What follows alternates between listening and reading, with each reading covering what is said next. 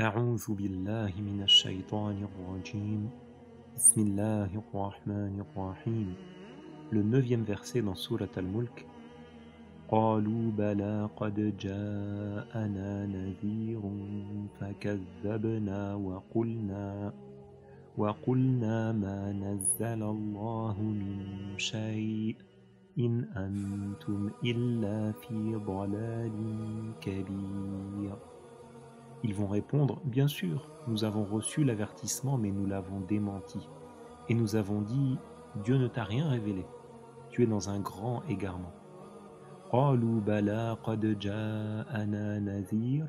Ils vont reconnaître avoir reçu l'avertissement et la menace du châtiment, comme cela est cité dans d'autres sourates du Coran, notamment dans Surat Az-Zumar.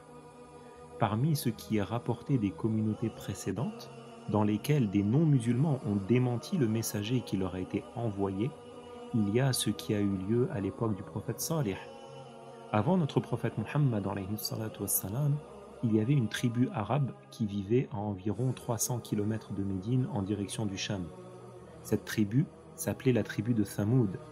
Allah leur a envoyé le prophète Salih pour les appeler au bien, à l'islam et à la bonne guidée. Allah a accordé au prophète Salih un miracle comme preuve qu'il était véridique, mais eux l'ont démenti. Le prophète Salih les a mis en garde contre le châtiment, mais ils ont fait preuve d'injustice. Et Allah les a anéantis en raison de leur mal. Ils vont répondre, bien sûr, nous avons reçu l'avertissement. فَكَذَّبْنَا وَقُلْنَا مَا نَزَّلَ اللَّهُ مِنْ شَيْءٍ. Ces non-musulmans, ils vont reconnaître avoir démenti le prophète qui leur a été envoyé. Ils lui disaient, Dieu ne t'a rien révélé, que ce soit comme promesse ou comme menace que tu prétends. C'est le cas, par exemple, de deux tribus qui sont les tribus de Ya'juj et Ma'juj, Gog et Magog, qui ont refusé l'appel à l'islam du prophète Muhammad. Lors du voyage nocturne, le prophète est passé auprès d'eux et les a appelés à l'islam, mais ils ont refusé. Et depuis, ils se transmettent l'information, génération après génération, comme quoi un homme du nom de Muhammad est venu les appeler à adorer Allah lui seul et à ne rien lui associer. Ils se transmettent l'information, mais ils refusent l'islam. Les non-musulmans vont reconnaître avoir reçu le message d'un prophète, et ils vont mentir au jour du jugement en prétendant qu'ils n'étaient pas parmi les associateurs, parmi ceux qui adoraient autre que Dieu, et ça par peur du châtiment. À ce moment-là, Allah va sceller leur bouche, ils ne pourront plus parler, et ce sont leurs mains et leurs pieds qui vont les dénoncer et dire ce qu'ils faisaient dans cette vie.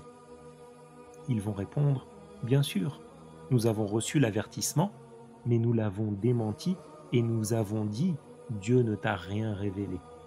In antum illa fi dalalin kabir. Abu Hayyan al-Andalusi a expliqué ce verset comme étant une parole des non-musulmans adressée aux prophètes qui sont venus les avertir. Ces non-musulmans disaient au prophète, tu es quelqu'un qui est totalement égaré. Lorsque Allah a ordonné au prophète Muhammad d'avertir son clan et ses proches, le prophète est monté sur la montagne de As-Safa. Les gens se sont réunis autour de lui et il les a mis en garde contre le châtiment dans l'au-delà. À ce moment-là, Abu Lahab, l'oncle du prophète, qui était présent, a insulté le prophète. Il lui a dit « Tabban laka », c'est-à-dire « tu vas à ta perte ». Au jour du jugement, certains non-musulmans vont dire « nous n'avons pas reçu d'avertisseur ». Ils vont nier qu'il leur a été envoyé un prophète. Mais leur prophète dira « Ô Seigneur, j'ai bien transmis ». Il lui sera demandé « Qui témoigne en ta faveur que tu as bien transmis ?» Alors ce prophète va répondre « La communauté de Muhammad ».